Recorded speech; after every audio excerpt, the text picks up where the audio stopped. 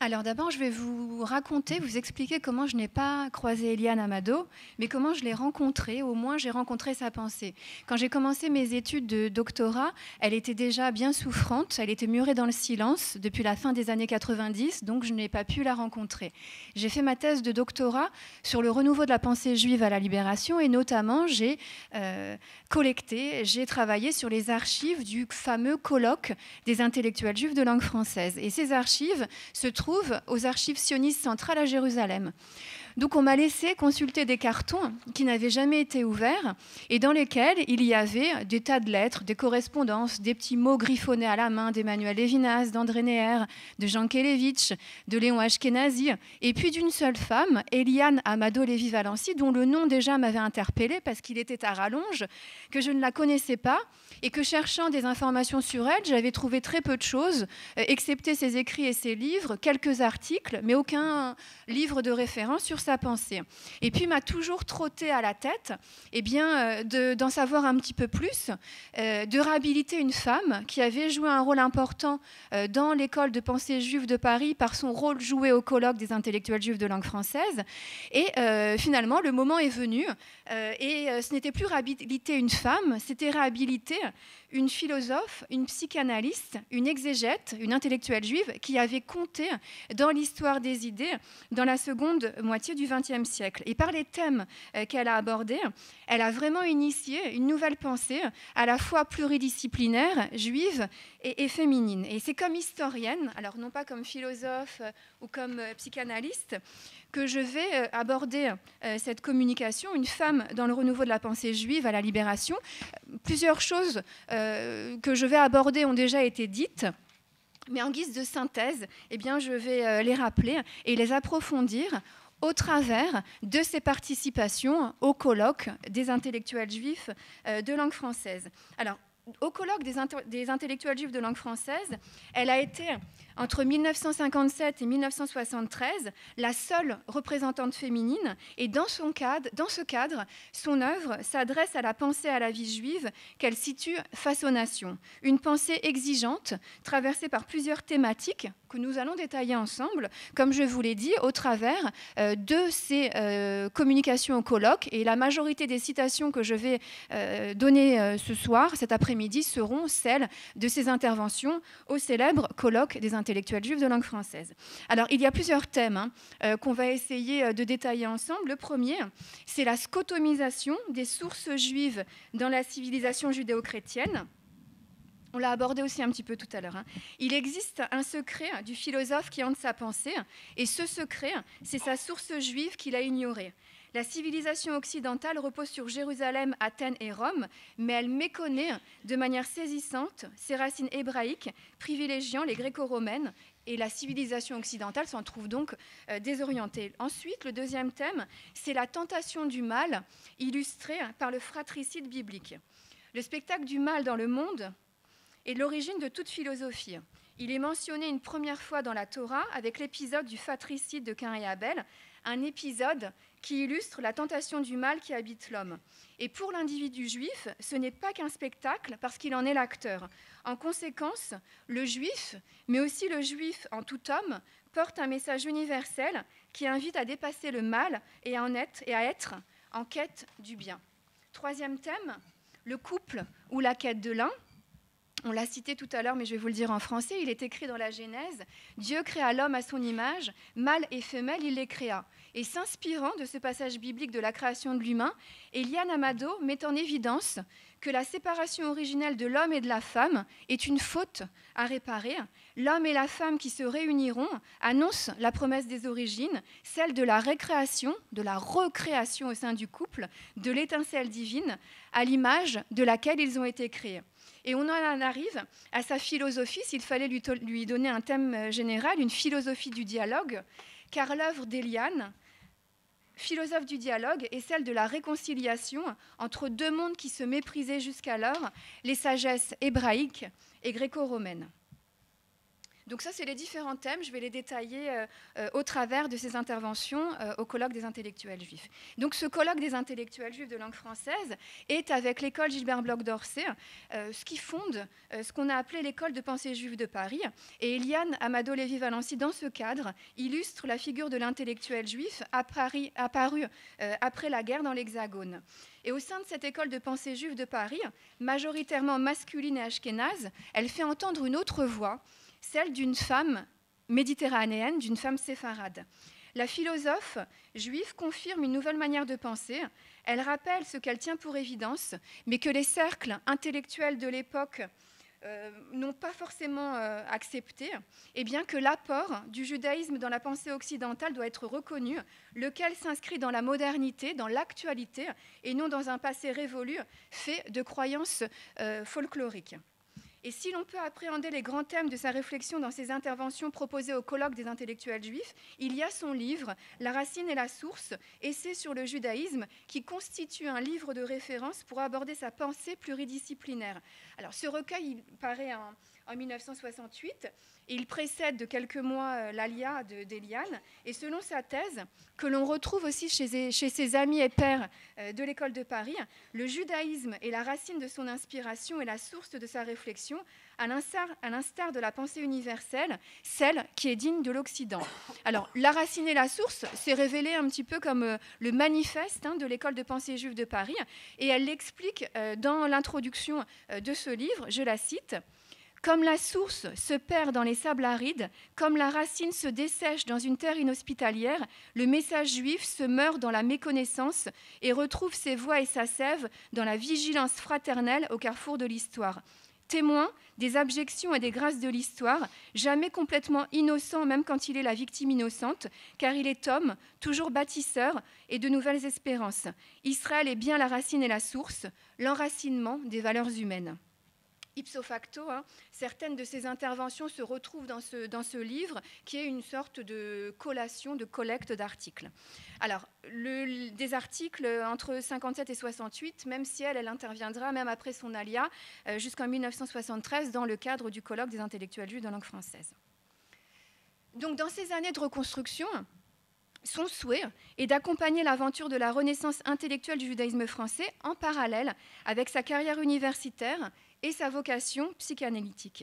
Eliane souhaite ramener à une problématique hébraïque les préoccupations philosophiques du moment en faisant entendre à une société occidentale en crise la voix juive. La philosophe est persuadée que l'éveil de la conscience juive au sein de l'école de Paris provoquera un sursaut de la conscience occidentale désorientée, déboussolée. Retrouver le chemin de ses origines bibliques lui permettrait de retrouver le Nord, et c'est selon elle la responsabilité des intellectuels juifs qu'elle résume ainsi, je la cite, « Qui parmi nous sait encore lire le Talmud ou se donne la peine de le redécouvrir? Où s'adresser? Qui parmi nous, nourri du lait de la culture occidentale, se donne la peine de dépasser le mépris pour des sources qu'il ignore? Qui de nous qui avons pris plaisir à helléniser, trouvent encore la force de judaïser dans un monde où rien ne l'y encourage. Rien, tout peut-être, à qui sait lire les signes, oui, tout. » Alors, je vais me permettre un petit aparté, puisque souvent on me pose la question de savoir quand Eliane a appris l'hébreu. Eh bien, elle l'a appris au moins 3 fois. Alors, on l'a dit, elle est issue d'une famille juive, alors on ne l'a pas dit, mais plutôt assimilée, et pourtant, déjà enfant, elle reçoit des rudiments d'hébreu, elle apprend l'hébreu avec un professeur particulier. On sait même que le 21 juin 1932, elle a même passé sa bat mitzvah, elle appelait ça son initiation. Alors, elle le fait pour ses 13 ans, normalement dans les textes, c'est à 12 ans. Et il y a même une photo d'elle où on la voit en robe blanche avec un petit bonnet tricoté en blanc qui sera présenté dans une expo qui aura lieu ici notamment. Donc, première étape de son apprentissage de l'hébreu, c'est au moment de cette initiation enfant. Ensuite, après la guerre, elle écrit à sa confidente Francine Bloch, qui était étudiante aussi à la Sorbonne avec elle en philosophie. Eh bien, elle dit qu'elle reçoit après la guerre des cours d'hébreu biblique et d'études de texte avec un mystérieux professeur dont elle ne cite pas le nom. On aurait pu penser qu'il pouvait s'agir de M. Chouchani, qui a été aussi le professeur d'Emmanuel Lévinas, qui a enseigné à l'école d'Orsay et qui a croisé la route de nombreux intellectuels juifs d'expression française, dont Elie Wiesel. Mais par rapport à une autre citation qu'elle fait de Chouchani en disant qu'il a été le maître de Lévinas et pas le sien, ce n'est pas lui, mais on ne sait pas qui c'est. Donc enfant, au lendemain de la guerre, et puis dans les années 60, elle prend intensivement des cours d'hébreu moderne cette fois-ci, et c'est ce qui va lui permettre, justement, quand elle arrive à l'université Bar-Ilan, eh bien, d'enseigner dans cette langue dès son arrivée. Alors, fin du petit aparté. Son action au sein du colloque des intellectuels juifs de langue française est décisive. Et c'est notamment sa correspondance avec André Neher, qui est récemment ouverte aux chercheurs à la Bibliothèque nationale d'Israël. Donc c'est vraiment une histoire d'il y a quelques mois qui permet justement de mesurer son importance et son entrée dans ce colloque. Alors on sait qu'à l'invitation d'André Neher, elle participe à la première rencontre d'intellectuels juifs d'expression française le 24 mai 1957, et ce Shabbat plein est l'acte inaugural de la création de ce qui deviendra une institution du judaïsme français. Par la suite, elle est la seule femme du comité préparatoire où elle joue un rôle capital dans son élaboration. Alors la tâche de ce comité préparatoire était ardue. Il s'agissait de choisir les thèmes du colloque qui avait lieu tous les ans, parfois tous les 2 ans, de trouver ses articulations et puis surtout de sélectionner les spécialistes les plus au fait de la question traitée, et qui seront chargés donc de proposer les communications, les exposés ou les tables rondes. Sous la présidence d'André Neher, jusqu'à l'Alia d'André Neher, eh bien, le comité a regroupé selon les années aux côtés d'Eliane Amado, qu'il faut savoir qu'elle était le porte-voix de André Neher, qui était souvent retenu à l'université de Strasbourg où il enseignait. Et donc à côté d'elle, dans ce comité, il y avait Léon Algazi, Léon Ashkenazi, Edmond Flegg, Vladimir Jankélévitch, Jean Alpérin, Emmanuel Lévinas, Albert Memmi, Vladimir Rabi ou Claude Rivlin. Alors non seulement celle qu'on appelle chaleureusement Eliane, alors on se permettait évidemment d'appeler par son prénom uniquement une femme. Hein. Les intervenants, on n'aurait pas appelé Monsieur Lévinas Emmanuel ou Jankélévitch Vladimir. Donc on l'appelait affectueusement Eliane, et elle prononçait à chaque colloque, depuis le premier, des communications remarquées. Et elle était en plus chargée, avec Jean Alpérin, de revoir les textes et de les présenter dans les actes qui les recensent. Et en plus de ça, elle avait la charge dans ces actes, bien souvent, de rédiger la préface et la conclusion des actes. Donc vous voyez que son rôle s'est joué au colloque depuis le premier inaugural à plusieurs niveaux. Jean Alpérin, qui succédera à André Neher à la présidence du comité préparatoire, eh bien, dira que les philosophes Vladimir Jankélévitch, Emmanuel Lévinas et Eliane Amado Lévy-Valency étaient les principales figures de la rencontre, je le cite, sans qui ces colloques n'existeraient pas. Donc Eliane intervient à chacune des rencontres jusqu'à son alia, et on retrouve dans ses interventions l'audace dont elle a fait preuve lors de la soutenance de sa thèse de philosophie à la Sorbonne, sur les niveaux de l'être. Alors, pour résumer, cette manière de faire cohabiter dans ses démonstrations les philosophes classiques de Platon à Bergson, en passant par Kant, Spinoza ou Schopenhauer, avec des citations de la Bible, mais aussi du Talmud et du Zohar, tout en convoquant des commentateurs comme Maïmonide ou Rashi. Donc, c'est ça, cette méthode qu'elle introduit à l'université. Alors, si son œuvre est pluridisciplinaire, elle demeure unitaire, puisque philosophe, elle tente de réinscrire la réponse juive dans le désarroi de l'Occident. Comme psychanalyste, elle s'inscrit dans une étude de cas concrets. Comme juive, elle ne cesse d'assumer son héritage dans l'ouverture au dialogue et dans le refus des tentations.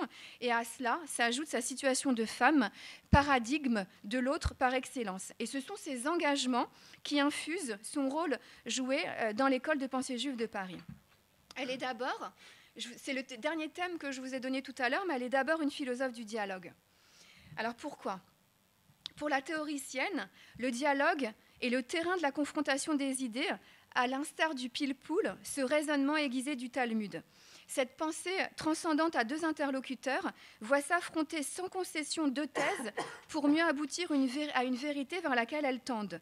Sans jamais s'y enfermer, cette troisième voie remplit de lumière le chemin de la connaissance. Et dans ce sens, il faut comprendre cette citation extraite de l'au-delà du verset d'Emmanuel Lévinas, qu'elle citait souvent, qu'elle aimerait rappeler.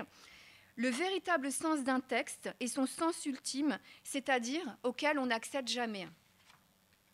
Chez ces deux philosophes, Emmanuel Levinas et Eliane Amado-Lévy-Valency, à la formation académique similaire et dont les convergences et divergences les rapprochent, le judaïsme, redécouvert comme le point d'arrivée de leur réflexion philosophique, à défaut d'en avoir été le point de départ, se révèle une pensée de l'infini et de l'inachevé. Et chez elle, le judaïsme est un humanisme. Selon Eliane Amado, tout penseur juif, qu'il soit savant ou ignorant, détient un rôle de témoin face à l'histoire. Et c'est notamment dans son intervention au 4e colloque des intellectuels juifs de langue française sur la remessianisation de l'histoire qu'elle lie ce thème à la question du temps. Alors, je la cite. La sécularisation de l'idée messianique, ce n'est pas l'idée messianique se perdant dans les sables de l'histoire, mais bien plutôt une sorte d'accession à l'histoire de l'idée messianique, une façon de devenir réaliste et concrète. Alors, elle insiste, elle précise de manière éclairante, faire du Messie un homme ou un événement survenant dans le temps distinct du temps lui-même reste une dangereuse tentation qui exprime toujours la même démission de l'homme face à l'histoire. Alors, encore une fois, qu'est-ce que ça signifie ? Eh bien que pour elle, le messianisme, dont il est question dans son intervention et dans sa pensée, peut être aussi bien mystique que désacralisé, car il est la tâche de tout homme, un objectif et une finalité. Et elle confirme, donc je la cite, « À partir de l'existence de fait de la sécularisation de l'idée messianique et de ses intuitions centrales, nous voudrions montrer à quoi ces processus se rattachent et qu'ils constituent soit une étape de l'idée messianique, soit sa concrétisation à un certain niveau de réalité. » Elle montre donc que la sécularisation de l'idée messianique et son synonyme de remessianisation de l'histoire ne sont que l'aspect concret d'un avènement messianique concevable en termes de philosophie de l'histoire. Le messianisme, chez elle, peut être désacralisé parce qu'il est une catégorie. Et alors que les chrétiens attendent le retour du Messie et les Juifs son avènement, le messianisme charge l'homme de sa responsabilité de l'histoire et l'histoire du sens que l'homme ne peut manquer de chercher à travers elle. C'est une tâche quotidienne, celle qui permet de rêver une conciliation du politique et du culturel, de la contemplation et de l'action. La contemplation et de l'action, c'est aussi le thème d'une intervention d'Eliane, d'un colloque en 1960, le 3e colloque, je la cite. Parler de la contemplation et de l'action de la pensée juive, c'est donc faire une sorte d'acte de foi initial quant au thème général du colloque, impliquer que nous avons raison, que nous sommes justifiés dans notre tentative de chercher un lien entre la morale juive traditionnelle, qui est dans la ligne de la sagesse, de la contemplation, dans la ligne d'une philosophie juive, d'une étude, et cette action quotidienne. Alors finalement, son idée de fixe, c'est l'universalité du judaïsme, et elle l'exprime plusieurs fois dans le cadre des colloques, notamment cette fois-ci, alors encore une citation, « Le phénomène juif n'est jamais un phénomène spécifique. Sa spécificité est son universalité même. Le judaïsme, disait Jules Isaac, est figure de l'humanité tout entière. Son message concerne donc tout homme. Sa souffrance est symbolique, comme sa joie, son déracinement, comme son enracinement. » En sorte qu'Eliane Amado répond à la question ontologique « Qu'est-ce qu'être juif ?» Et sa réponse implique à la fois de se situer à travers une énigme posée par l'histoire, mais également de se placer par rapport à un destin. Et le judaïsme est donc bien plus qu'une religion, il est un humanisme. Alors justement, la situation juive ne se conçoit dès lors que selon un double aspect, face à soi et face à autrui. Et c'est le sens de sa communication au 5e colloque des intellectuels juifs de 63 sur le thème de « Face à l'histoire, le pardon ». Elle y aborde la tentation du mal et la responsabilité du juif qui symbolise l'humanité essentielle. Donc, encore une citation, puisqu'elle résume la thématique de son intervention, je la cite. « Il y a une impossibilité du pardon qui serait oubliée. La mémoire, nous la devons aux martyrs, mais tous les hommes la doivent à l'humanité entière. Fondement d'une essentielle vigilance. La mémoire historique de l'homme doit garder l'humanité de l'autodestruction. Le juif, victime de l'histoire, doit se repenser comme garant de l'histoire et face à d'autres persécutés, le noir, l'arabe, comme homme faillible, que seul peut sauver sa mémoire de juif, sa conscience historique d'une mission humaine. » Et le persécuté, pour Eliane, c'est aussi la femme, puisque, je la cite une nouvelle fois, « Le réprouvé dont parle Isaïe, ce n'est pas seulement le juif, mais à la limite tout porteur de valeurs méconnues, le juif, le noir, la femme. » Donc elle écrit ça dans une correspondance avec sœur bénédictine. Cette altérité, eh bien, pour elle s'exprime nécessairement en face d'un autre, qui peut être le chrétien, le noir ou bien l'antisémite. Et d'où sa définition de l'antisémite. Alors je vais reprendre des éléments qui ont été abordés tout à l'heure. L'antisémite est défini comme celui qui condense sur les Juifs toutes les haines, et la pire, celle de soi-même. Sa position est à la fois passionnelle et subjective.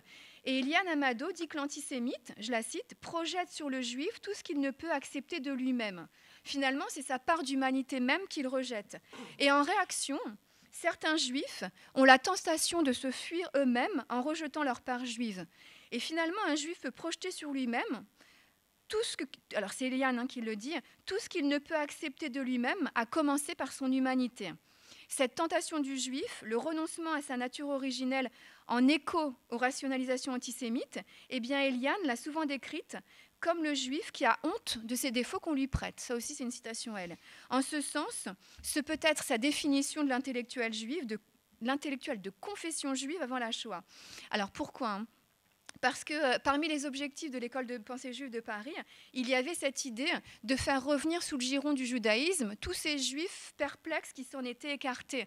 Elle pensait que les savants, les universitaires, n'avaient pas de conscience juive, notamment dans le sens de leur pratique. Et dans l'introduction des actes des premiers colloques, la philosophe dresse cet état des lieux. Alors, je la cite. « Il y avait parmi nous des juifs non seulement authentiques au sens de Sartre, mais pieux et savants, de ceux qui devaient éclairer les perspectives ultérieures. Il y avait des juifs moins savants, mais sans problème en face de leur judaïsme. Il y avait ceux qui, spontanément, se sont caractérisés comme juifs perplexes et ont placé le colloque sous le signe de la perplexité. » Et le thème du 6e colloque de 64 sur les tentations de la conscience juive a été, alors c'est un thème qui a été suggéré par Eliane, et elle propose justement une communication sur la tentation chrétienne, un sujet que les juifs rechignaient d'habitude à aborder, mais une question qu'elle a beaucoup travaillé puisqu'il a été le sujet notamment de sa thèse de doctorat à Eslet qui était sur le thème « Le rapport de Jésus et d'Israël ». Donc son intervention sur la tentation chrétienne est placée sous la présidence de Léon Algazi qui précise, je cite, « Elle a déjà été entendue au sein de l'amitié judéo-chrétienne et sa parole a eu un grand retentissement précisément parce qu'elle était une parole d'amitié sans être une parole de complaisance. » Dans cet exposé, la conversion du juif au christianisme résulte de 3 conditions. La facilité, l'ignorance et les facteurs névrotiques qu'elle développe. Devenir chrétien est en fait une réponse à un autre, pas nécessairement attentif aux chrétiens. Et dans l'autre sens, le chrétien a besoin du juif et de ses spécificités. Et sa conclusion est que pour dialoguer, il faut que chacun garde intrinsèquement sa spécificité et la reconnaissance à l'autre. L'autre est donc dans la pensée lévi-valencienne celui qui regarde le juif, mais aussi cette part de juif que l'on retrouve chez autrui. Et dans cette confrontation au regard d'autrui à l'histoire, elle fait émerger le génie juif, signifiant pour d'autres drames humains. Par son lien à la souffrance, le juif est le catalyseur des souffrances des nations, car quand un individu de confession mosaïque souffre, l'humanité entière saigne avec lui. Persécuté par l'histoire depuis les temps bibliques, cette élection du juif marque sa psychologie de juif. Le prochain, l'autre, lui est proche car il est lui-même. Le juif devient le paradigme de l'homme, cette conscience universelle. Et de là, la souffrance est consubstantielle de l'histoire du judaïsme et surtout pas liée à la crucifixion de Jésus et ses répercussions. Cette idée de la responsabilité du juif face à autrui est un de ses thèmes de prédilection. Le Lévitique donne l'impulsion. Sois juste envers l'étranger car tu as été étranger au pays d'Égypte. Pour l'intellectuel, cela signifie que le prochain est proche du juif, car il est lui-même. Alors elle le dit, la mission du juif qui le porte vers la souffrance l'identifie au persécuté. C'est sa responsabilité devant l'histoire. La responsabilité d'Israël, donc pas seul le peuple évidemment, mais aussi la civilisation, est telle qu'il demeure, dit-elle, la conscience du temps qui se déroule en dégageant à travers l'histoire un sens qui préexiste déjà à l'histoire. Le juif est la sentinelle vigilante au tournant de l'histoire des hommes, ainsi que l'exprime Isaïe, « Sentinelle, que dis-tu de la nuit ?»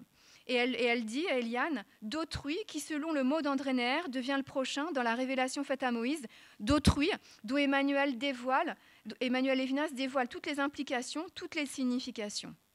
Donc la pensée lévi-valencienne s'articule autour d'autrui qui en appelle à moi de toute sa hauteur et me fait du même coup infiniment responsable de lui. Et cette responsabilité passe par le dialogue, une des visées essentielles de l'intuition philosophique, selon laquelle le judaïsme est une philosophie incarnée. Alors voilà, pour résumer aussi, comment Eliane réunit la philosophie et la pensée juive. Alors pour elle, l'existence juive constitue une réponse concrète aux interrogations des penseurs contemporains. Et alors que l'effort philosophique consiste en un perpétuel réajustement du sens des mots à l'objet qu'il vise, en l'approchant seulement, eh bien la tradition juive lui donne un sens plus plein grâce à ses intuitions. Et on en arrive à une autre de ces thématiques de prédilection, l'occultation de la pensée juive. Ce blanc a de tout temps prévalu dans la culture de l'Occident, qui a privilégié ses racines gréco-romaines à ses racines hébraïques. Et ce thème est abordé dans le 3e colloque. Dans ce colloque, donc ce 3e colloque, elle définit ce qu'elle appelle la scotomisation. La source juive de l'histoire occidentale a été oubliée. Autant le patrimoine romain et la culture hellène sont rappelés sans cesse aux consciences, autant l'amnésie de la source juive est totale. Fidèle à Rome et à Athènes, quel souvenir a-t-elle de Jérusalem? C'est ce qu'elle dit. Alors, comment lui vient à l'esprit cette thématique? Alors là, on va faire un petit retour en arrière. Alors, je vous l'ai dit, on l'a dit, c'est dans la prestigieuse Sorbonne, auprès de philosophes renommés, qu'elle étudie la philosophie. Et quelques années plus tard, quand elle participe au colloque, elle jettera un regard sur cette époque. Et qu'est-ce qu'elle dit? Donc, je la cite. Lorsque j'arrivais en Sorbonne à 18 ans, je tombais dans une période de rationalisme impénitent et de scientisme à l'occidental. Il était assez mal vu de parler de Dieu. Un peu désorienté, je me fis la remarque qu'on ne parlait jamais du judaïsme et que donc c'était dans cette voie-là qu'il convenait de chercher. Le refouler était la marque du secret trop bien gardé et qui risque de mourir avec ses promesses. Tout mon itinéraire philosophique a consisté à restituer au judaïsme son sens et à l'Occident, son judaïsme égaré, le sens conjoint de la pensée onirique et de la pensée rationnelle. Et donc elle n'aura de cesse de le marteler, notamment devant le public du colloque des intellectuels juifs, qui était peut-être aussi davantage réceptif. Et qu'est-ce qu'elle dit notamment? Il faut d'abord souligner que la pensée occidentale ignore souvent systématiquement ses sources juives. Pourtant, elle vit sur ses sources, mais consciente de ses sources helléniques, par exemple, elle méconnaît parfois de façon saisissante ce qu'elle retire des sources juives ou bibliques. S'appuyant notamment sur le parcours du philosophe Henri Bergson, marqué par son ignorance du judaïsme, la psychanalyste définit la scotomisation dans son intervention au colloque de 1963. Je la cite, « Il faut toutefois aller plus loin et souligner que l'ignorance bergsonienne prend parfois l'aspect d'une méconnaissance procédant d'un refus inconscient, ce que les psychanalystes appellent scotomisation. » Elle rappelle même l'antisémitisme de certains philosophes et ce refus inconscient de se référer aux mythes juifs dont ils ont été bercés. Et elle cite aussi le cas de Spinoza et de Freud. Alors une autre réflexion, une autre thématique en découle, la tentation du mal dans la civilisation occidentale. Et là, je vais reprendre 2 éléments qui ont été abordés tout à l'heure. Alors, pour Eliane Amado, la Grèce relève des générations englouties et du mythe de l'éternel retour, alors qu'Israël relève de l'histoire. L'histoire n'existe justement que dans le sens de toldot, ce terme hébraïque utilisé pour désigner l'histoire, mais qui signifie les engendrements de l'homme. Et selon la philosophe, l'histoire est préservée par l'émergence du couple humain, lequel fonde à son tour le sens des générations et leurs engendrements. Elle y associe le mythe de la responsabilité de l'homme et cite une nouvelle fois les textes, et notamment le Deutéronome. « J'ai mis devant toi le bien et le mal, la vie et la mort, tu choisiras la vie afin que tu vives. » Tu choisiras la vie rappelle qu'il ne s'agit pas d'un choix d'une fois, mais d'une continuité impliquant chaque jour le dépassement de la tentation de la mort. Choisir la vie ne peut être que dans le rapport qui fonde la vie, à savoir l'unité du couple originel. Alors là, je la cite, « Comme dirait Monsieur Lévinas, par la reconnaissance du prochain, de l'autre comme proche, et non pas de l'autre dont on refuse et annule la différence, et qui est peut-être lui-même en plein désarroi en se faisant passer pour un même manqué. » Et c'est ainsi qu'Eliane pense la création. Au 13e colloque des intellectuels juifs d'octobre 1972, elle intervient sur Ish et Isha, ou l'autre par excellence, et c'est un thème qu'elle a imposé, et elle intervient 2 fois dans ce colloque. Une première fois pour parler de l'urgence des questions posées par l'histoire, et ensuite pour donner une leçon biblique dont elle récuse le nom, les leçons tirées par la Bible. Le colloque est placé sous sa présidence, c'est son grand colloque des intellectuels juifs de langue française, et ces deux communications sont révélatrices de la pensée qu'elle a initiée en se tournant de l'après-Shoah. On y sert notamment en quoi la relation de l'homme et de la femme est le paradigme de la relation à autrui. Et ce sera en guise d'apothéose sa dernière participation physique au colloque, puisque l'année d'après, pour la guerre du Kippour, uniquement un message d'elle sera lu depuis Jérusalem.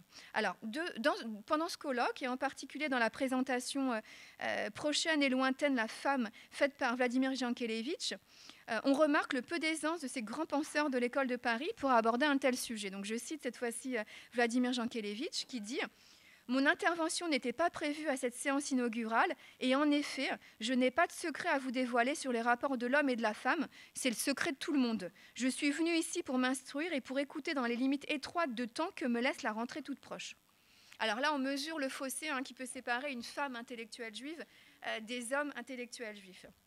Alors, dans sa communication sur l'urgence des questions posées par l'histoire, la philosophe confie la proximité qu'elle entretient avec ce thème qui est constitutif de son expérience. Donc, je la cite, « Ce problème de l'émancipation de la femme, bien ou mal posé, ou de la libération sexuelle, très généralement mal posé, tous ces problèmes hantent la conscience de notre temps et en arrivent à travers des tentatives de réponse à des formes tout à fait caricaturales. » Concernant la question du couple homme-femme dans les textes de la tradition juive, Eliane évoque son désarroi devant ceux qui mettent en avant le caractère second de la femme dans le récit biblique. Et Eliane s'oppose aux mythologies occidentales qui insistent sur la négativité de la femme, qui aurait fait perdre à l'homme sa force par la faute originelle. Elle rappelle, donc pour elle, la faute originelle n'est pas à chercher ici, mais elle réside dans cette unité perdue des deux sexes, créée à l'image de Dieu. Le principe de l'union de la femme et de l'homme, du masculin et du féminin, reconstitue l'unité sacrée. L'amour en est le principe inconditionné, et elle tente dès lors de battre en brèche cette vision considérée comme l'origine de l'infériorité de la femme. Et ce concept est le fil d'Ariane de son œuvre. L'union de l'homme et de la femme incarne l'unité suprême retrouvée à l'image de l'unité qui est en Dieu. Ces explications sur l'unité originelle du couple reposent sur le Maasé Bereshit, le récit de la création. Et dans ce premier livre de la Genèse sont exprimées les intentions du Créateur à l'égard de ses créatures. Elle rappelle aussi que le Zohar attache une grande importance à ce passage. Dans l'unité première, l'homme et la femme n'étaient qu'un tout. Le péché les a séparés et leur vocation est alors de retrouver l'unité première. Et toute la philosophie d'Eliane réside donc dans ce passage de la Genèse. Dieu créa l'homme à son image. À l'image de Dieu, il le créa. Mâle et femelle, il les créa, et Dieu les bénit. Le couple est donc à l'image du Tout-Puissant, qui ne réside plus là où l'homme et la femme sont désunis. Le lieu où l'homme et la femme sont réunis devient celui de la bénédiction, et le couple prend alors le nom d'Adam. Elle précise cette maxime de Rabbi Abba mentionnée dans le Zohar. Le mâle seul ne mérite même pas le nom d'homme, tant qu'il n'est pas uni à la femme. Alors, allant plus loin dans le récit de la création, elle évoque le livre 2 de la Genèse, quand l'Éternel reçoit à côté d'Adam un être semblable à lui. Il est écrit qu'il crée Ève Ezer Kenegdo, une expression qui est difficile à traduire notamment en français, mais qu'Eliane Amado traduit comme une aide, comme son face-à-face. Donc Dieu crée un être qui nomme quelqu'un qui parle donc, son interlocuteur. Et pour la philosophe, dont le concept de dialogue, on l'a dit, est primordial, la femme est l'interlocutrice. Hommes et femmes portent le même nom en hébreu, Ish et Isha. Sa création ne relève pas de l'avènement de la féminité, mais de l'autre par excellence. Et elle dit donc dans ce colloque, je la cite, « L'union de la chair ne vient qu'au chapitre suivant. Elle consacre la complémentarité dans le dialogue, elle ne la précède pas. Là semble donc être l'essence et la vocation de la femme, perpétuer non seulement la chair, mais le verbe et donner un sens au dialogue. » Et ce dialogue véritable se constitue de manière triangulaire. Donc elle l'a répété de maintes fois. Il n'y a pas uniquement les deux interlocuteurs, mais il y a aussi la troisième voix, cette vérité qui oriente et subordonne leur discours. Et à cette seule condition, eh bien, le dialogue n'a qu'un sens, une direction, la voie de la vérité, le sens ultime. Alors j'aurais pu vous dire aussi comment dans ce colloque, elle contredit la position de Simone de Beauvoir sur le deuxième sexe, mais ça a été évoqué, donc je vais passer rapidement. Alors quoi qu'il en soit, eh bien, dans cette école de pensée juive de Paris, Eliane inaugure une pensée spécifiquement féminine d'après une nouvelle vision du couple et de l'interprétation des textes de la tradition juive. Et l'existence même d'une pensée féminine fait débat. Deux courants s'affrontent aujourd'hui, beaucoup plus fortement aux États-Unis et dans les pays anglo-saxons qu'en France. Il y a le courant égalitariste, se voulant du côté de l'universel, qui insiste sur le fait qu'il n'existe qu'une seule pensée, la pensée humaine. Et à l'opposé, le courant différentialiste qui avance quant à lui qu'on reconnaît une sensibilité féminine différente de la sensibilité masculine, se traduisant par une autre approche, non seulement de la philosophie et de la théologie, mais aussi de la vision du sacré. Et en ce sens, l'emblématique femme de l'école de Paris démontre une spécificité de la pensée féminine par rapport à la pensée masculine, très souvent présentée comme la pensée universelle. Et dans ce colloque sur Ish et Isha, la réflexion initiée par Eliane sur la base du féminin dans le judaïsme est décisive pour une expérience intellectuelle placée sous le sceau des sources de la tradition juive, résonnant dans la culture universelle. Et ce sont des thématiques qu'elle poursuivra dans ses écrits ultérieurs. Est-ce que je vais un petit peu plus vite sur l'école de Paris ? Non, non. Non. Non ? Je vais trop vite. Non, non. Alors, je crois que ça serait bien d'aller à l'essentiel. D'aller à l'essentiel, d'accord. C'est important que le public parle. D'accord. Alors, c'est passionnant. Hein, alors, ça. On pourrait aussi, j'aurais pu vous parler aussi de la manière dont elle pensait que la Bible était prémonitoire des événements modernes, comment elle faisait une comparaison entre Jacob, Israël, le juif, Ésaü, Édom, le chrétien, Ismaël, l'arabe, et donc le musulman, et qu'elle en tirait une vision très personnelle, notamment des événements politiques qui secouent Israël, mais je vais passer très vite pour en fait... je vais tenter de résumer ce qui n'a pas pu être dit, puisque vous avez vu dans le programme qu'un philosophe israélien devait intervenir pour parler de la perception de la pensée d'Eliane en Israël. Alors, en Israël, évidemment, elle prolonge les thématiques qu'elle a abordées au colloque des intellectuels juifs de langue française. Elle arrive en décembre 1968 à Jérusalem. Et puis, elle enseigne tout de suite à l'université Bar-Ilan. Et donc, il y a un collègue à elle, Simon Schwarzkopf, qui confie que très vite, eh bien, elle a été accueillie avec beaucoup de respect et d'honneur, notamment parce qu'elle était issue de la prestigieuse Sorbonne. Comme je vous l'ai dit tout à l'heure, son premier geste en arrivant à l'université à Bar-Ilan, c'est de faire quelque chose qui n'avait jamais été fait, c'était de réunir pensée juive et philosophie. Et très vite, en plus d'être professeure, directrice de département, elle devient également membre du conseil de gestion du Sénat. Alors là, juste une dernière citation. Elle fait une comparaison entre son accueil à la Sorbonne et son accueil à Bar-Ilan, je la cite. Est-ce que c'est la bonne citation ? Le divin, non, c'était pas celui-là. Bon, en fait, elle explique que finalement, elle a été beaucoup mieux reçue en Israël qu'en France, et qu'en France, il y avait toujours quelque chose qui était matiné ou de misogynie ou d'antisémitisme, et c'est quelque chose qu'elle n'a pas perçu en Israël. La difficulté en Israël a été tout autre, puisque la pensée qui était la sienne, la pensée française, eh bien, était difficilement audible pour une réflexion qui était davantage inspirée par le scientisme et la pensée anglo-saxonne, et c'est surtout ça, cette étape qu'elle a dû franchir. Elle prend sa retraite de Bar-Ilan en 1992 en ayant créé l'école française de Bar-Ilan qui a accueilli, comme je vous l'ai dit en introduction, des juifs et des non-juifs. Et finalement, après, quand elle s'en va, eh bien, il ne reste plus rien de ce qu'elle a fait. Tout ce qu'elle a construit a été défait. Non seulement sa trace est peu visible concrètement, il y a par exemple un volume de plus de 300 pages avec les plus grandes personnalités, eh bien, elle n'y est même pas mentionnée. Il y a juste une courte petite biographie dans l'annuaire des anciens professeurs, et finalement, il ne reste plus rien. Évidemment, cette scission a été entérinée. Philosophie, son département est resté un département de philosophie, et puis aucun disciple non plus ne porte sa pensée. Donc elle disparaît, Eliane, le 10 mai 2006 à Jérusalem, et à cette dernière étape, eh bien, cette dernière étape de sa vie, on pourrait dire qu'on devrait passer à celle de la transmission de son héritage. Et je voudrais, pour conclure, eh bien, citer quelques mots de Raphaël Drey, qui a été un de ses disciples, et ces mots peuvent résonner aujourd'hui avec une acuité particulière. Donc je cite Raphaël Drey.